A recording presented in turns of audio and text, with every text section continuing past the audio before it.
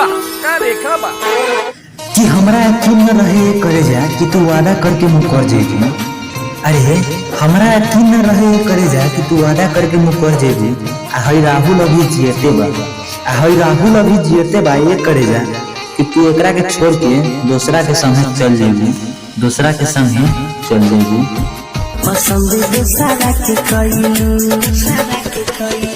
अरे सुनो भाई, अगर वीडियो अच्छा लगा तो लाइक करो मर दे। अगर चैनल पर नया बार तो चैनल के सब्सक्राइब करो। अगर अपना नाम के शाही बनवावल चाहत रहो तो नीचे कमेंट लिखल कमेंट करो। Bye bye, Tata.